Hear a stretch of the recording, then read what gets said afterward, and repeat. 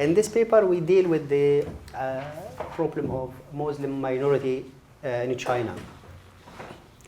The paper is divided into two sections. The first section, we give a common background about Muslims in China, which jobs they do, crafts, trade, and so on. In second paper, we deal with Muslim presence in China, the problems from which Muslims suffer in China, and the main idea of this paper is Muslim integration into Chinese society. Will they integrate? Can they integrate? Will be given the chance to integrate or no? These are the questions we will try to answer in this paper. First of all, we don't have a definite number about the Muslim population in China, but we an official census in 1991 put the number as 17.6 million. So this was more than like 40 years ago. So some people speak of around 100 million, more or less. We don't have a current or a modern specific number about the total population of Muslim minority in China. Muslims in China are referred to as Han Muslims, Hui Muslims, Mongolians.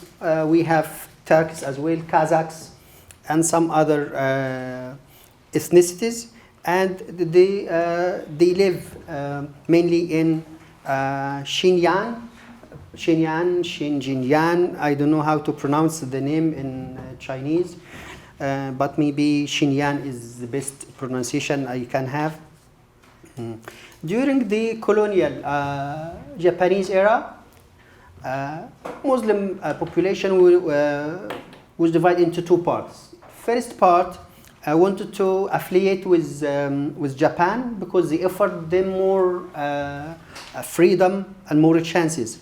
And the other group wanted to affiliate with motherland, Chinese motherland. And by the end, the second group won, and the majority of Muslims affiliated themselves with China. And in 1949, Inner Mongolia Autonomous Region was the first autonomous region for Muslim minority in China. So about 80 years ago, Inner Mongolia was given something like autonomous role, but now during the last 10-20 years, things have been changing, as all of us, I think, are following on the news. Regarding the main idea of the paper, minorities. A minority is a minority everywhere in the world, whether in China, whether in Korea. Here we don't have any minorities, I guess. No, we don't have any minorities, as far as I know. But in many places, in Egypt maybe we have minorities, some minorities, we have Nubians, and they suffer as well. So minorities in all over the world, they tend to suffer. Mainly for political reasons and economic reasons, but usually religion is the main player, the main reason for which they suffer a lot. So minorities have only two options: either to live peacefully, happily in a society, like for example in Canada, in America, some way in Europe, some European countries, they live peacefully, they prosper, they are part of the society. On the other option, they suffer, and we see this in many parts of the world, especially now in China, in some Asian countries as well. We have problems. And in China, it's not only Muslims who are suffering, Christians are suffering as well, Protestants, Catholics, all sects are suffering, and even liberals are suffering. So it's not only Muslims, to be honest. Regarding human rights violations in China, there are many. And as I said, it's not only Muslim, it's Christian and others. Communist China wants to have a unified China with just one identity. just being committed to the state, and you don't argue, you don't ask a question, you just follow the regime blindly, no questions. You have to follow the herd, okay? This was like what's going on now in Hong Kong. It is the same. Hong Kong are not Muslims; they are suffering. So religion is not the main reason for like human rights violation in China. So if you oppose the regime, you suffer, no matter what religion or what sect or what cultural background you come from. Same as if like opposing political regimes in the Middle East now.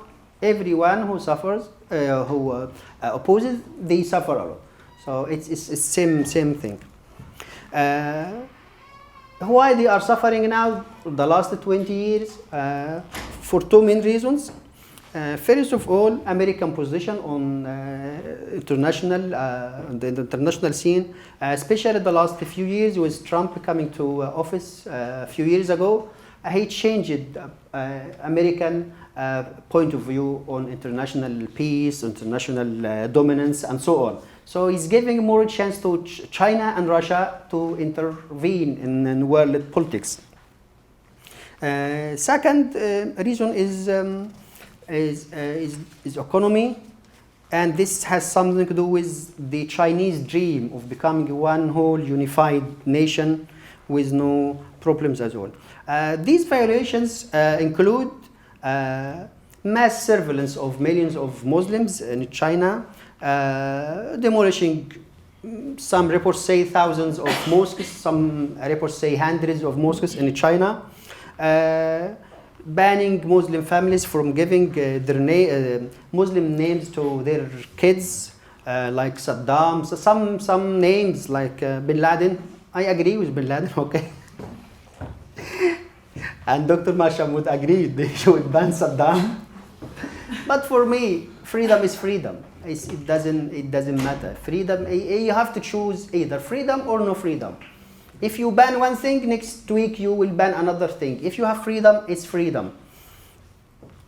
And most recently, I think many of us are familiar with international reports by more than one TV channel or newspaper who wrote about Muslim or rehabilitation centers for Muslims in China, where more than or about 1 million Muslims were kept in these rehabilitation camps, forcing them to eat pork, drink alcohol, and listen to hours and hours of political indoctrination on how to be a good Chinese citizen. Now we come to the last point and the main point of the paper, which is Chinese Muslim integration into Chinese society. Can they, will they, or will they not? First of all, Muslims arrived to China as early as the 7th century, so it's like more than 1,300 years ago or something. They were called like Hui or Shino Chinese. This is according to Drew Glodney 2003. Glodney argued that Muslims in China are the largest Muslim minority in East China, in East Asia. Integration. We have 2 points of view regarding integration. Some scholars argue that it is difficult for Muslims to integrate into Chinese society. One of them is Raphael Israel. He wrote in 1981, about 40 years ago or something. And the other group of scholars argue that it's easy for Muslims to integrate into Chinese society. I myself belong to the second group. It's not difficult for Muslim or any group to integrate into a society, provided that it meets some certain requirements. As me and my colleague in this paper argue, Muslims can integrate into Chinese society. As I said earlier, during the early 20th century, during the colonial era, Japanese tried to win Muslim Chinese to their side, but by the end of the day, they decided to be with their motherland, China. So the majority of Muslim population in China opted to go with their motherland, China, and they were given Mongolia as autonomous state in 1949. Chinese Muslims advocated a unified Chinese nation, which accommodates all and tolerate all. And so any community, Muslims believed at that time that they can live peacefully in one whole unified China. So what about general Islamic background regarding integration? It's very easy, straightforward point of view. For us as Muslims, for the main, I speak as a researcher, not as a Muslim. I speak as a researcher. Of course, I'm Muslim, but I don't speak about like someone. I am political activist myself, a political activist. But here I am a scholar, researcher, speaking about some topics. So I speak scientifically. Okay, emotions are kept aside. We speak as professionals. So, as Muslims, you can integrate anywhere in the world, no problem, provided that you are not forced to do something which is contrary to Islam. If you are forced to do something contrary to the basic teaching of Islam, like eating pork, like drinking wine, like fornication or something like that, you have one option. The option is to leave this country, even if it is your country. In Muslim, we are very open-minded about countries. I don't worship my country. Okay, if I live peacefully in my country, if I have my rights protected, the country respects my rights, then okay, this is a great country for me. If not, I don't need to fight. I don't need to kill people. I don't need to go against the regime. It's very peacefully go away. Go to another country, or whatever country you can. It shouldn't be Muslim, any country. You can live in non-Muslim country, no problem at all. So if you have your safety and human rights respected in another country, even though it's not Muslim, you can leave your Muslim country and go there. And this is what's happening now. We have millions of Muslims around the world living in Canada, Australia, America, and so on. So it's easy for us from a Islamic point of view to go. Even the Quran advises Muslims, if you suffer in any country, why not go to another country? Or you should go to another country. The Quran advises people to go seek another country. And this happened, actually what happened during the lifetime of Prophet Muhammad, when they migrated from Mecca to Medina and from Saudi Arabia to Ethiopia, Habasha, Abyssinia at that time. So it's common, it's no big deal. You live in a country, your country or another country, so as long as your human rights and dignity are protected. So we don't have any problem with integration into any country, any society, so long as we have our own rights protected. I think I finished. To read this article, it was very informative to know how their situation going on in China. I'd like to raise just two simple questions because I don't have any idea before reading this article.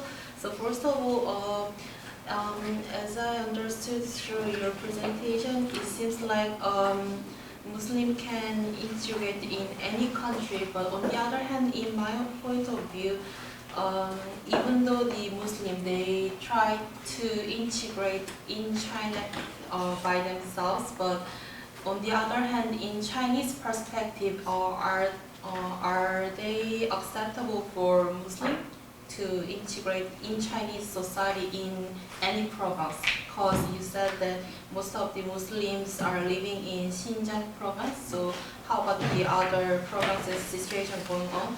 And second, now Chinese government is trying to unify the whole tribes and ethnicities in China. So are there any social campaign to integrate? Chinese society, I don't think they are trying to do anything. They are just trying to force Muslims to live the Chinese way, not the Muslim way. So that's why you have these rehabilitation camps with hours and hours of lectures, to educate them how to live according to the Chinese way. Even in some report, they take young children from families they classify as extremist or hardline or something, and they live with another family or something, or some camps as well. So to brainwash them, I think. Same goes with the people whom they take to these camps. So China, the last 10 years is, in the past it was okay. Muslims integrated in Chinese society, no problem. But the last 10 years, things are going in a different way. This not only with Muslims, as I said, we have the same problem with Hong Kong, the same problem even with Taiwan. They are trying to play some games with Taiwan. So they want to create a unified empire, Chinese empire again. I don't know what will happen, but things don't look magnificent for me. Thank you very much.